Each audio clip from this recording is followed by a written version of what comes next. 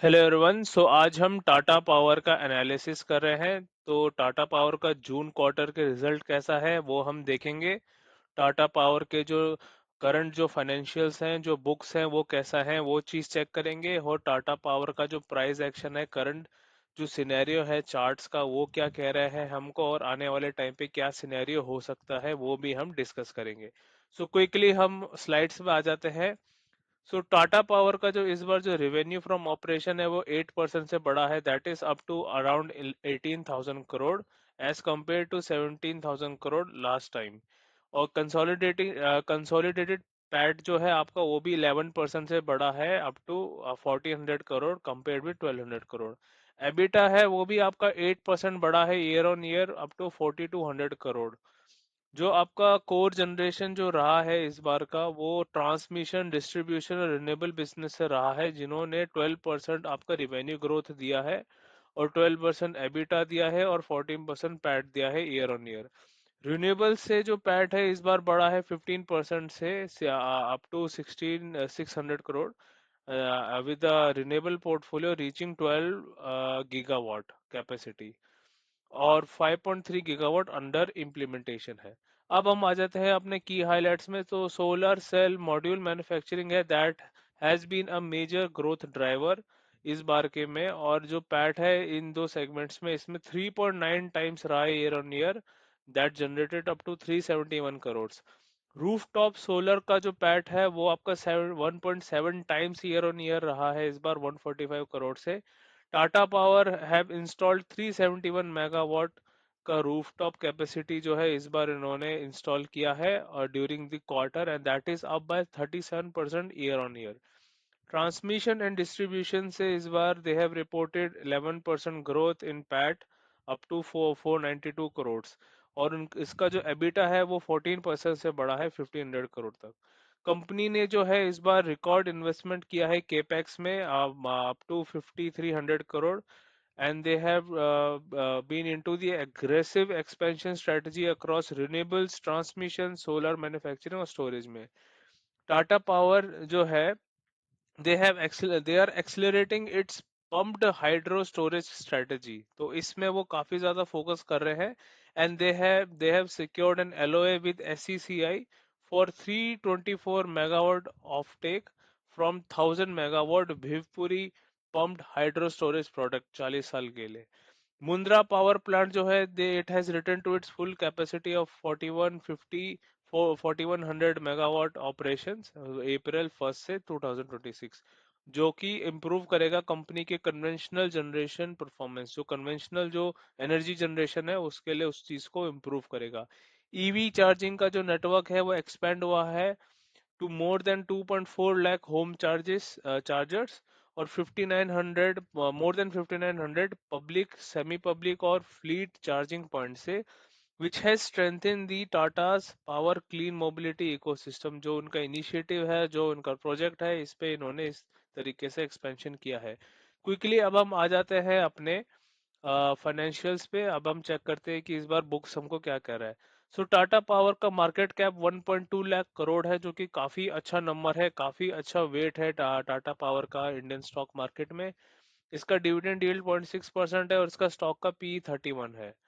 अगर हम आते हैं इसके क्वार्टरली रिजल्ट्स पे, तो क्वार्टरली रिजल्ट इस बार इम्प्रूव्ड दिख रहा है 19,000 करोड़ से, दैट वाज 18,000 करोड़ अर्लियर। और अगर हम पीछे देखें तो उसके जो पिछली बार के जो क्वार्टर रिजल्ट सितंबर, दिसंबर, मार्च है वो थोड़े कम रहे हैं। लेकिन मे बी इस बार देखते हैं कि कैसा परफॉर्म करेगा, वो देखने वाली चीज है। और अगर हम नेट प्रॉफिट भी देखें तो वो भी पहले से 1,200 करोड़ से इस बार 1,400 करोड़ इंक्रीज हुआ है। अगर हम ओवरऑल पिक्चर देखें तो 33,000 करोड़ से बढ़ के जो जो स्टॉक है वो 62,000 करोड़ हुआ है। बहुत बड़ा ड्रास्टिक चेंज तो नहीं है, लेकिन कंपनी ने जो है अपनी वैल्यू को काफी होल्ड की है। और जो उसका बिजनेस है वो काफी स्टेगनेंट है, स्टेबल है और काफी कंसिस्टेंट है, जिस वजह से कंसिस्टेंसी हमको थोड़ी दिख रही है। नंबर थोड़े डिप होते हुए दिखे हैं हमें, लेकिन वो ड्रास्टिक नंबर नहीं था, और वो इवेंचुअली आपका जो 33,000 करोड़ था वहां से डिप करके 29 तक गया था, 26 पे भी गया था, लेकिन it Ryzen up again and 2022 में वो 42,000 करोड़ का फिर वो सेल्स का फिगर वो छू के अब जो करंट है लास्ट ईयर जो मार्च सॉरी लास्ट जो है इसका मार्च 26 का वो 62,000 करोड़ का अचीव किया है, जो कि काफी अच्छा हेल्दी नंबर है। अगर हम इसका कैश फ्लो की बात करें तो कैश फ्लो पॉजिटिव है कंपनी। और जो अगर हम ट्रेंड भी देखें तो ट्रेंड काफी अच्छा है, 55900 करोड़ से ये अब ये 12,000 करोड़ तक आ गया, जो कि काफी अच्छा है। और फिगर को भी मेंटेन किया है 24 25। अभी 26 में जो इसका फिगर है वो काफी कम हो गया है। हो सकता है कि वो जो इन्वेस्टमेंट पे उनका गया हो, जैसे इन्वेस्टिंग एक्टिविटी आप देख सकते हैं 14,000 करोड़ की है।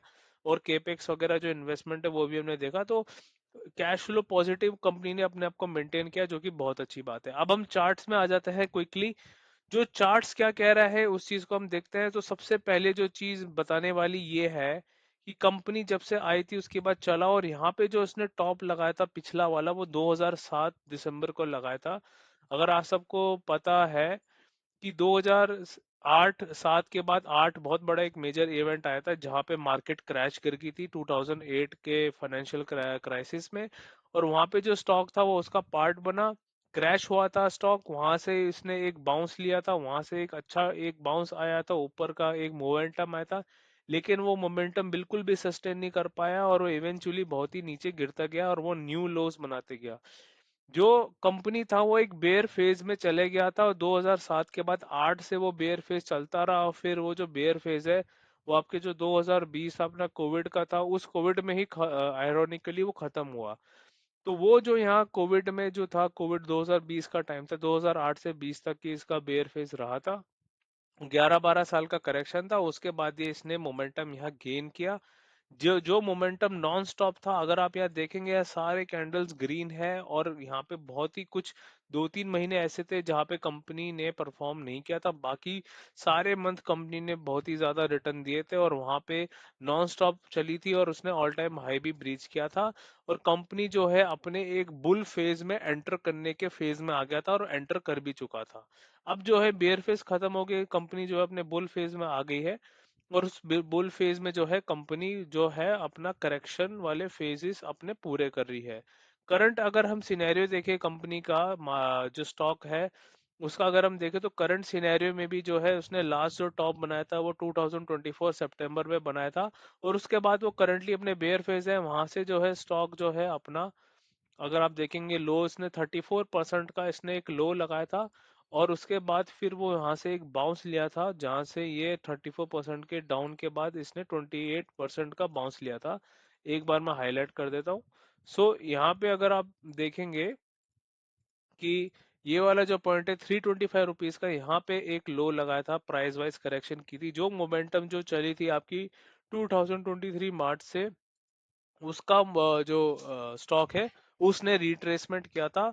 और रिट्रेसमेंट में आपका यहाँ अगर हम चेक करें, सो जो लेवल था वो 23 भी पूरा किया था, 38% भी किया था, और 50% का उसने पूरा रिट्रेसमेंट किया है यहाँ पे।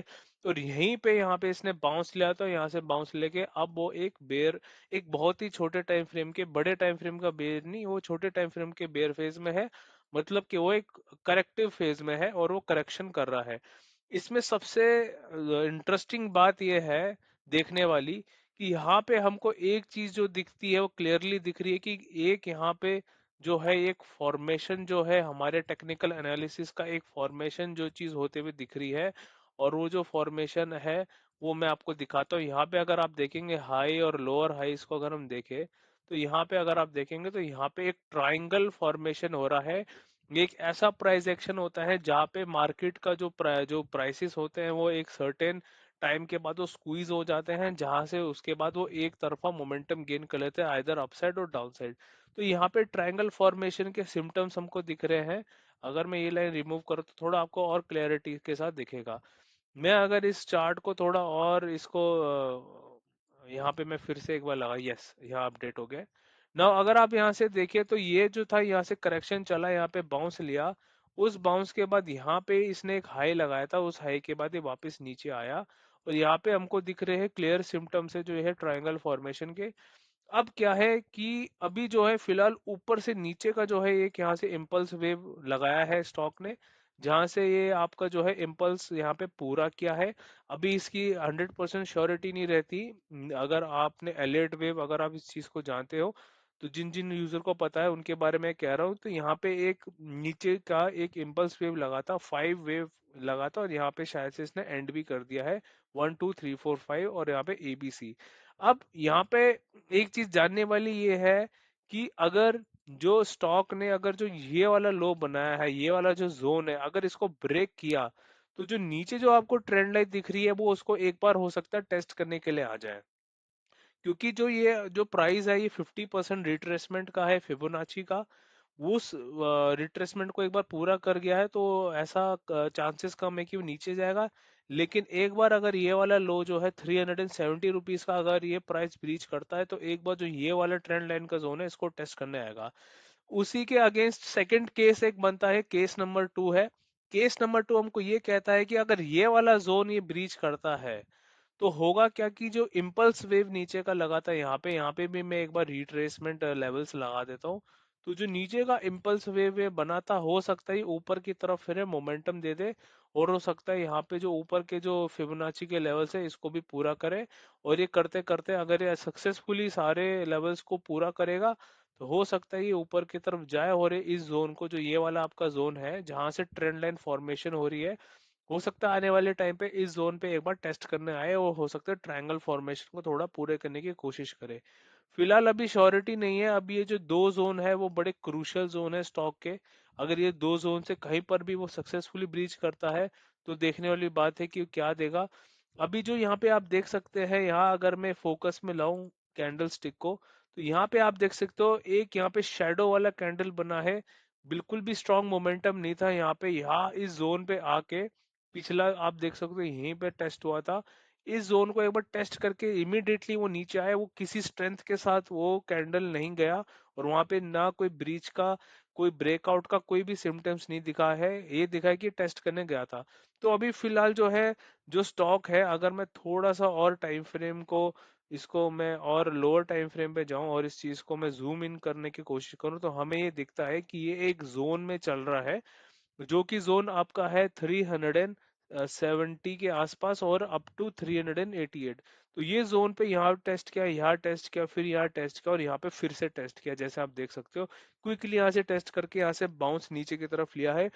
हो सकता है स्टॉक एक बार इस जोन को आके टेस्ट करे, लेकिन देखते हैं जिस जोन को ये बहुत ही डिसाइसिवली ब्रेक करेगा, तो जैसा हमने कहा था, वो जो ट्रेंड लाइन है उस ट्रेंड लाइन को एक बार टेस्ट करने जरूर आएगा, और फिर वहां से देखने वाली चीज है कि आगे क्या होगा।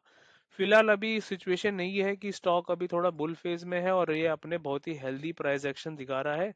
देखते हैं आने वाले क्वार्टर में कैसा रिजल्ट रहेगा, उसका जो रिजल्ट है वो स्टॉक मार्केट में उसका कैसा इम्पैक्ट रहेगा। So I will, so this is it from my side, and I will see you in my next video. Thank you.